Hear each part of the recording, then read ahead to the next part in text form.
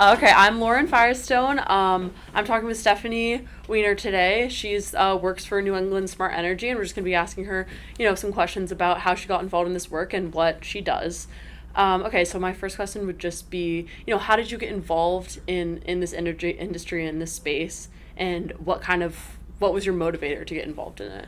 Well, about 16, 17 years ago, it was at least 17 actually, I read a book by Howard Kunstler, The Long Emergency. It spoke about climate change, peak oil, but all the terrible ramifications. It was a big book. Anyway, it scared me. Yeah. And I said to myself, gosh, I've got to do something. So I wrote the author, and the author said, "You sound smart enough to find out what to do, on your own."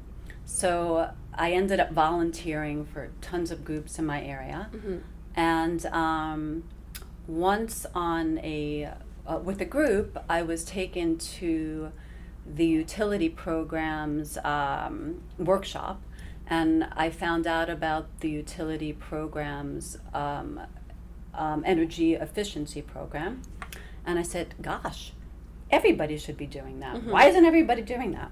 So I quit my job. So what was your original job like? I was a finance person. I've got Okay. I've got a MBA in finance from Stern, and I was working in finance, and I didn't love it exactly at the time, and I was looking to change. But when I found out about the program, I said, gosh, everyone should be doing this. And I got very passionate about it. And I started the company with just 3 people. It was a like office about the size of closet.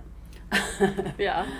And within a year, we were almost at 20 people or so. Wow. And I So really how did you grew. make that happen? Like, what were your first steps? Well, first of all, as mentioned, I was very passionate about things, and I had been volunteering for years, in a couple of local groups, and I knew a lot about the subject, and I was very involved in it.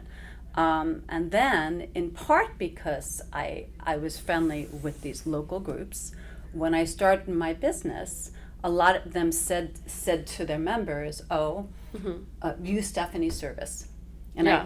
I didn't even ask them to at the time.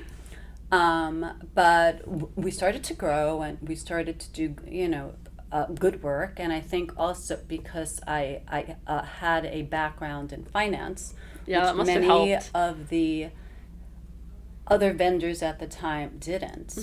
That helped me, Yeah. because So, but a lot of it was also just led by my passion, and so I would say to people out there, and two, I had no knowledge of this industry. Yeah. I couldn't even change a light bulb. Yeah. So I learned, I studied, I went to conferences in California. I threw myself into Yeah. it, and I loved it too. I mean, I think really being excited by what you're doing matters. Definitely.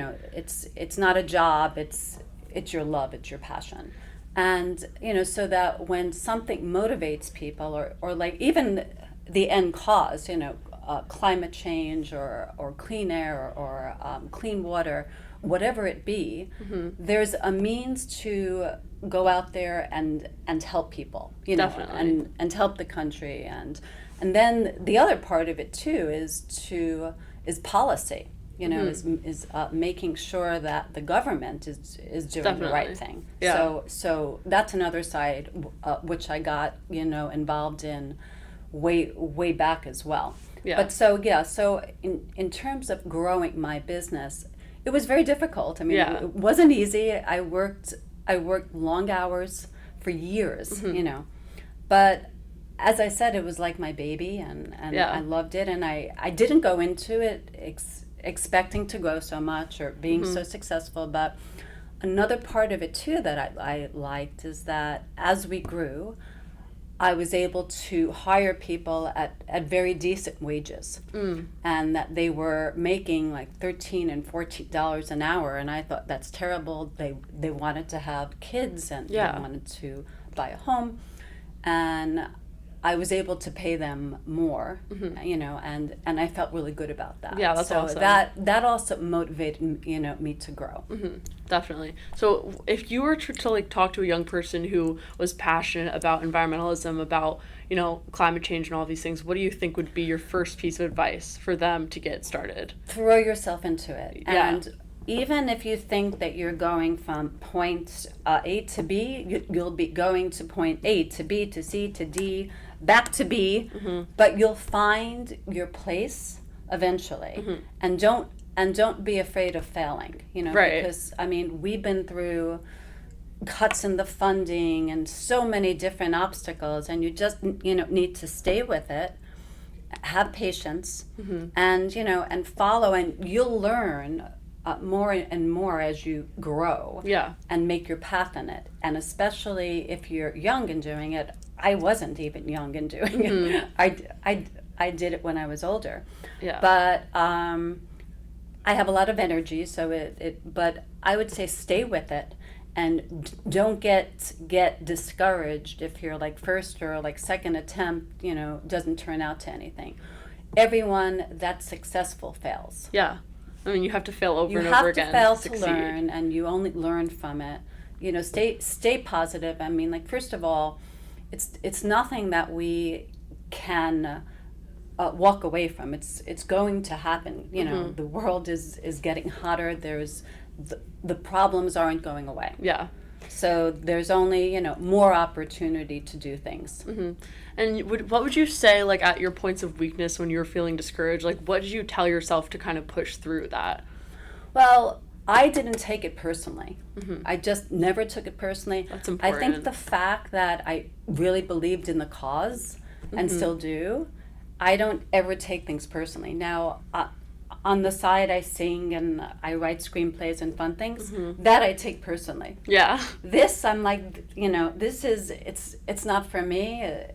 It's for my son. It's for the planet. It's, you know, it's for humanity. So I don't take it personally.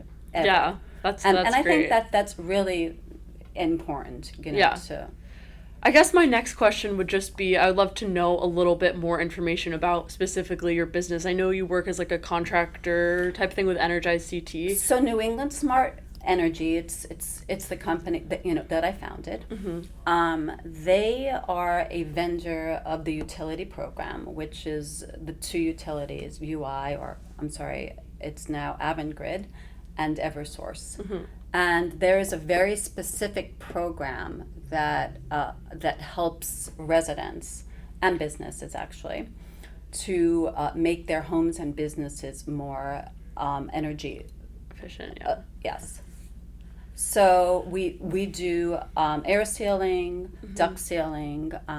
We do water measures, windows, insulation, and heating and cooling. And all of those services are either at no cost to the customer or with a copay. And that depends on if they're low income or I see. regular income, market rate income. Yeah, and I saw you do like home energy assessments, right? Like, what does that entail? So that's the first part of the visit where we just go out. We first test a person's home, and we see if it's, you know, if it's leaky. If it's leaky, then we go around with a caulk gun and foam and different materials, and we seal it up. Okay. And we then, we seal it up to a safe point because, like, sometimes if you seal it too much, it's not safe, you know, in terms of air ventilation. So we seal it up, and then if the customer needs more things, like, say, you know, insulation, Right. windows, heating and cooling, then we recommend it. Okay. And we also, if the customer has ducts, we also seal the ducts as well. Okay.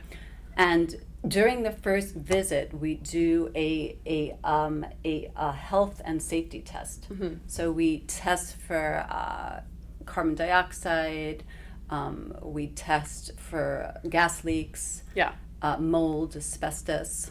I guess my next question would be like, what would you say to a homeowner who you're trying to like market this to? Like, why is it advantageous for them? How does this save money for them? Well, because if your home is tighter, then you pay less in either fuel, gas, oil, or the electric. Yeah, that makes sense. And you work with heat pumps too, right? Yes. Okay, so how does a heat pump compare to like another type of heating, of just generally for someone who doesn't understand? Well, if you have oil, it's probably less expensive than oil. If you have gas, Okay. it depends. And the heat pump also offers cooling, and many people don't have the cooling. So it's both, and it's just we're trying to have people convert from using fuels, which Yes. cause obviously climate change, to the electric grid, which is run by the heat pumps, so that it causes less damage to the planet. Right. All right, let me just look through I guess my next question would be like, if you have a specific project or like a story, something that you worked on that made you feel inspired and you felt that it was impactful, and something that really just, made you feel good about the work that you do. I mean, every day we help people, and especially low-income people, we can give them free insulation, often free windows, heat pumps, or boilers, and on their own they can't get that. But even on a bigger level, we go in, and if people have gas leaks or bad mold and asbestos or high CO, I mean, it's almost like, it's saving lives for people. Yeah. In many ways, because we're kind of like a doctor Yeah. that goes in and gives their home a checkup, and not many people do that. Yeah. They buy their home and they get a list of things that's wrong, and they do a couple of things, but they don't look at it again as much. Plus, of course, people that actually get lots of work done, they save money over the years. Exactly. Yeah. And especially people on fixed incomes. I love the fact that it's kind of like a holistic approach of looking at like the house as a whole and seeing exactly what specifically needs to be done to improve efficiency, And it doesn't mean that they need to do it all right away. They could make a plan and, 1 year do this and 1 year do something else. Definitely. Okay, let's see. My next question might just be like, the work that you're doing, where do you envision, what do you want the future to look like, just for the what clean energy will do for the future? Well, I mean, ultimately, we need to all transition there. I mean, to me, that's my goal, is that every home is transitioned, and it's not only for the atmosphere and for climate change, but it's also for just security as well, in many ways. I mean, now we see that there is a war, and the oil, went Right. up in price. I mean, we need to be self-sufficient. Yeah. And not I was just reading yeah. about that, how it's advantageous in the fact that we can be dependent on just our own energy. We don't have to outsource and import oil Right. from other places. Yeah. That's definitely. And with the instability of the global chaos going on, excuse me, but there, we don't have control with the prices at all, and that could really Exactly. hurt people. I mean, there's scenarios where where it could go up to $10 a gallon or whatever it be, and more, and Yeah. that would like really devastate people.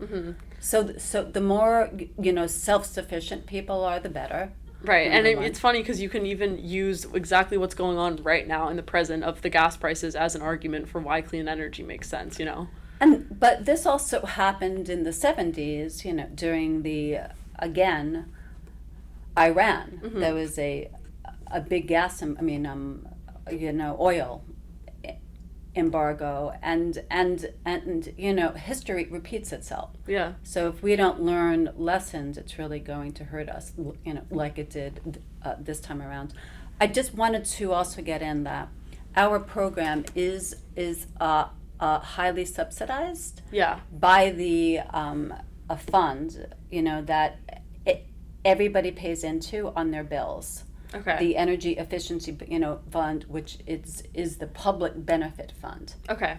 So you get money from the state. Well, the utilities run the program, administrate it, and then we get a budget from them to spend on our customers. Okay. So that's how you're able to support those low income for free. Exactly. That's awesome. And many, but there are co-pays for like many things still. Yeah. But especially for the low income, it's highly subsidized, and Okay. for the market rate they get very good rebates. Okay. What do you think is one thing that every Connecticut homeowner should understand about like their energy bills and kind of what they need to do and what they could do to, They could get an assessment.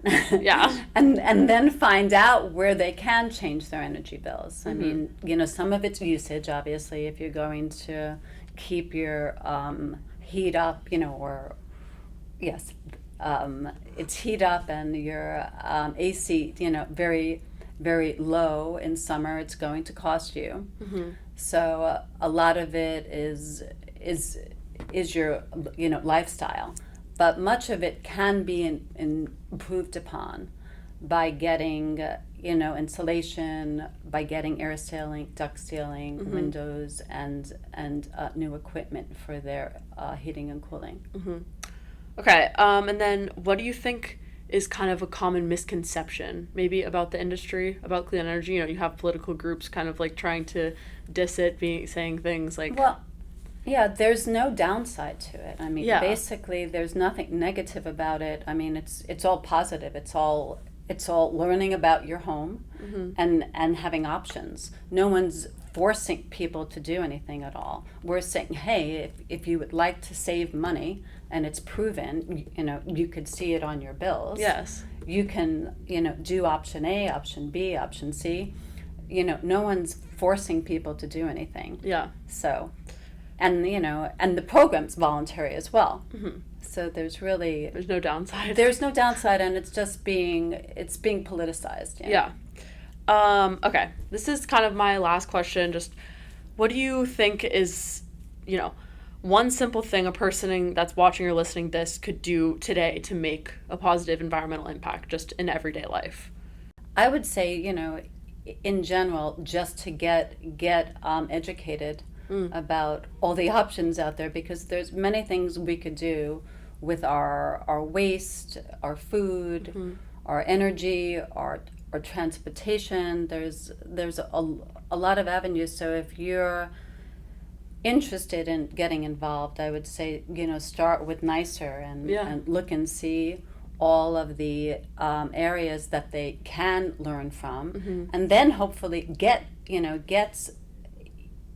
involved, and as you get more interested, you'll learn more. Yeah. I really can't think of one No, thing. I think that's great. Yeah. I think there's a do lot of it. people that might feel like, they feel a certain way about like climate change and the environment, but they feel like it's almost hopeless. That narrative is pushed a lot, but there's so much that can be done. That's what people need to educate themselves about. It's really local, Yeah. and and every person counts. Every person really counts. And they're always like, I don't count. I don't mean anything. If you look at history, it's Mm-hmm. really just like one or two people that start something. I mean, it was it was Sam Adams up in Boston that kind of started the whole revolution. Yeah. He got angry, Mm-hmm. and then eventually, if enough people, if a critical point happens, then things are turning. And from when I started about 16, 17 years ago, there's like so much more out there in terms of people, accepting it, knowing about it. So I've seen a big change. So if we keep it going and multiply, there's a chance we can, stop things. Yeah, definitely. Is there anything else, think about anything you would want to say to someone that was in this point that you were like 10 years ago that was passionate about it and maybe didn't know what to start? I think it's the most exciting thing to do is to do something that you really believe in, that you find like-minded people in. Mm-hmm. So you build community as well. You could make a living from it, and I would say to stick with it, get out there, start volunteering, seeing what's out there for you, and have a positive attitude. Mm-hmm. And don't Great. give up. Yes, don't give up.